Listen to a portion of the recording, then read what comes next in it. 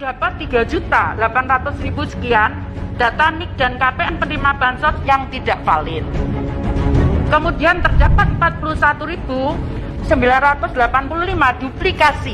duplikasi data KPM dengan nama dan NIK sama. Ini temuan BPKP.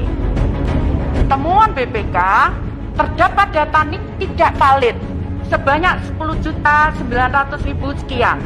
Nomor KK tidak valid sebanyak 16 juta. Kemudian itu BPK itu bahannya itu penerima manfaat atau data keseluruhan tadi, Bu? Nah, mereka forensik, Pak. Setiap pencairan itu mereka forensik, mereka punya ahli IT. Dan inilah yang sekarang saya kerjakan. Jadi mereka forensik, penerima ini kemudian dikaitkan dengan data kependudukan, dikaitkan dengan data NIK, akhirnya ketemulah seperti yang saya temukan persis. Data double atau ganda yang dia memang ganda jelas, itu datanya yang kita hapus, tapi induknya, jadi kayak Slamet, itu sudah kita cek. Slamet itu dapat 39 dengan NIK yang sama. Namun dia sendiri malah nggak terima. Dan ini sudah saya laporkan juga Pak Presiden. Yang nekan Ibu itu siapa, Bu? Kita ini termasuk yang tertuduh loh, Bu. Seolah menyetujui data fiktif, tapi anggarannya disalurkan loh. Saya akan klarifikasi, bukan itu. Sebetulnya saya tidak pernah ngomong gitu. Saya demi Allah tidak pernah ngomong gitu. Bongkar 21 juta data ganda bansos, Mensos Risma mengaku ditekan. Saya terus terang juga takut Pak melihat data ini. Ini adalah summary dari BPK, BPKP, dan KPK. Ini adalah temuan 2020. Begitu susahnya kita mengurus DTKS dari bulan Juli tahun 2020, hanya dengan tangan dingin seorang Menteri Sosial, akhirnya bisa diselesaikan dalam satu masa persidangan. Menteri Sosial Tri Risma hari ini mengaku mendapat tekanan usai dirinya membongkar adanya 21 juta data ganda penerima bantuan sosial atau Bansos Kementerian Sosial. Hal tersebut diungkapkannya dalam rapat kerja antar Kemensos dengan Komisi 8 DPR RI Kamis 3 Juni kemarin. Terus terang Mbak, data ini banyak sekali tekanan kami. Saya harus jelaskan. Di hadapan anggota dan pimpinan Komisi 8 DPR RI, Risma mengaku telah melaporkan masalah data ganda tersebut ke Presiden Joko Widodo terlebih dahulu sebelum akhirnya ia berani merilis data ganda itu. Saya sudah laporkan ke Pak Presiden, saya beranikan mengeluarkan yang data ganda itu kita hapus. Karena nyon sewu Pak, sekali lagi banyak sekali yang seperti itu. Merespons hal tersebut, Ketua Komisi 8 Yandri Susanto menanyakan siapa pihak yang menekan Risma mengenai penghapusan 21 juta data ganda tersebut. Yandri lantas mengatakan bahwa pihaknya mendapatkan amanah dari masyarakat. Menurutnya, anggota DPR merasa tertuduh atas keberadaan 21 juta data ganda penerima bansos. Tapi bahwa saya ingin data ini harus kita amankan, karena bukan tidak mungkin, dan ini sudah saya laporkan juga Pak Presiden. Yang nekan Ibu itu siapa, Bu? Ada Pak, mohon maaf. Ya enggak, ini kan kita Mohon maaf, yang diberi amanah oleh rakyat harus tahu juga. Dan ini kan kita, gini loh Bu, kita ini termasuk yang tertuduh loh Bu. Tertuduh atau DPR ini menyetujui. Saya mohon maaf kalau memang itu. Saya mohon Enggak, maaf. bukan, oleh publik, kita ini seolah menyetujui data fiktif, tapi anggarannya disalurkan. Dan itu Enggak, triliunan. saya akan klarifikasi, bukan itu. Saat Yandri mencoba memancing Risma, Mensos Risma mengatakan kalau dirinya tidak menyebut seperti apa yang dimaksudkan. Sebetulnya saya tidak pernah ngomong gitu. Saya demi Allah tidak pernah ngomong gitu.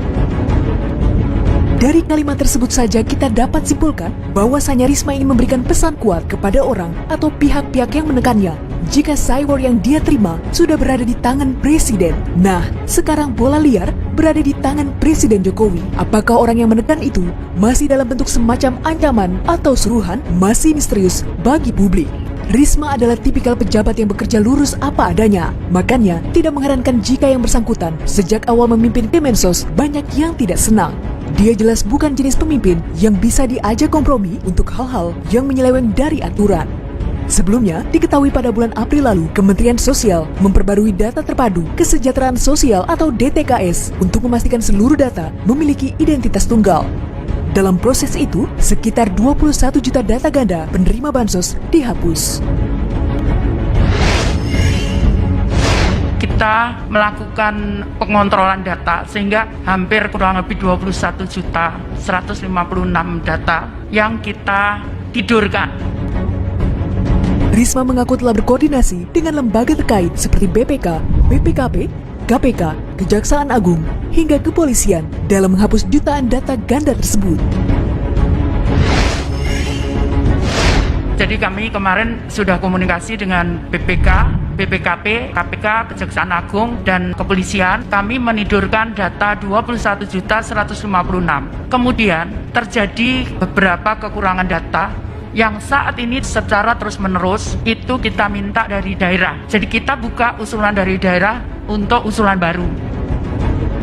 Saat ini, yang dihadapi Mensos Risma bukanlah mafia birokrasi kelas daerah seperti yang dihadapinya saat ia menjabat sebagai wali kota Surabaya, tapi mafia kelas atas. Dan area kerja Mensos Risma juga tidak seluas saat dia jadi wali kota, namun Indonesia sudah pasti tantangannya jauh lebih besar. Untungnya era Mensos Risma, bantuan uang berupa nilai tunai yang semula disalurkan melalui jalur birokrasi yang rawan bocor, sekarang sudah langsung ditransfer ke penerima atau masyarakat melalui rekening masing-masing. Kita akan lakukan semuanya itu dengan transparan dan tidak ada lagi cash atau tunai dalam bentuk apapun, tapi kami akan menggunakan semua transaksi secara elektronik dan masukan-masukan dari daerah kami akan gunakan elektronik yang cepat sehingga perbaikan-perbaikan data bisa segera kami lakukan. Selain itu, sejak bulan April lalu, masyarakat dapat melihat secara transparan penerima bantuan sosial dari pemerintah, yang mana data tersebut dapat diakses oleh siapapun melalui website cekbansos.kemensos.go.id. Mulai setelah hari ini, data New DTKS tersebut bisa dibuka oleh siapapun melalui cekbansos.kemensos.go.id. Banyak akun yang mengataskan nama data bansos, tapi yang officially itu adalah cekbansos.kemensos.go.id. Kita tahu bahwa belum lama ini terjadi kasus korupsi yang besar di tubuh Kemensos terkait bantuan sosial, di mana mantan Mensos Juliari Batubara ditetapkan sebagai tersangka kasus suap bansos COVID-19. Juliari diduga menerima uang suap sebesar 17 miliar rupiah. Pantas saja, di awal masa jabatannya menggantikan Juliari Batubara, Mensos Risma bahkan mengaku kaget dengan nilai anggaran di Kementerian Sosial yang menurutnya amat sangat besar. Maka dari itu, Mensos Risma meminta jajaran Kemensos untuk lebih berhati-hati soal anggaran.